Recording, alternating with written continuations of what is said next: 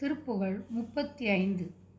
உருக்கம் பேசிய நீலியர், காசுகள் பறிக்கும் தோஷிகள், மோக விகாரிகள், உருட்டும் பார்வையர், மா பழி காரிகள் மதியாதே.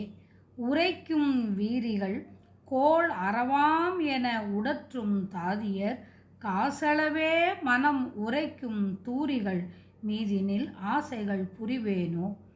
அருக்கன் போல் ஒளி வீசிய மாமுடி அனைத்தும் தான் அழகாய் நலமே தர அருட்கண் பார்வையினால் அடியார் தமை மகிழ்வோடே அழைத்தும் சேதிகள் பேசிய காரண வடிப்பம்தான். எனவே எனை நாள்தோறும் அதிக்கம் சேர் தரவே அருளால் உடன் இனிது ஆழ்வாய். இருக்கும் காரண மீறிய வேதமும் இசைக்கும் சாரமுமே தொழு தேவர்கள் இடுக்கண் தீர்க்கனனே.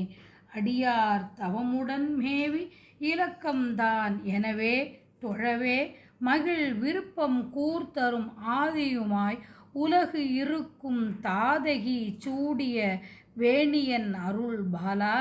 திருக்கும் தாபதர் வேதியர் ஆதியர் துதிக்கும் தாளுடைய நாயகனாகிய ஜெகத் செஞ்சோதியுமாகிய மாதவன் மருகோனே. செழிக்கும் சாலியும் மேகம் அளாவிய கருப்பஞ்சோலையும் வாழையுமே திகழ் திருச்செந்தூர் தனில் மேவிய தேவர்கள் பெருமாளே. நாள்தோறும் அதிக்கம் சேர்த்தரவே அருளால் உடன் இனிது ஆழ்வாய். இருக்கு என்ற வேதமும் காரணம் கடந்த மற்ற வேதமும் மறைகளும் கூறும் சாரமான பரம்பொருளை வணங்கிடும் தேவர்களின் துன்பங்களை போக்குகின்ற பெருமை கொண்டவனே.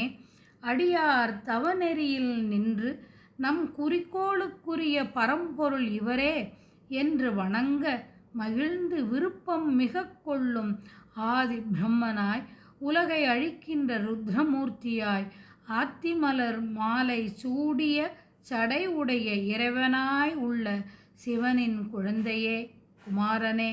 மூன்று காலங்களையும் அறியும் துறவியர் அந்தணர் முதலியவர் வணங்கும் திருவடிகளை உடைய பெருமானான உலகப் பேரொளியாய்த் திகழும் திருமாலின் மருமகனே. வளம் வாய்ந்த நெல்லும் மேகத்தை அளாவி வளர்ந்த கருப்பஞ்சோலையும் வாழையும் எங்கும் விளங்கும் திருச்செந்தூரில் வீற்றிருக்கும் தேவர் பெருமாளே.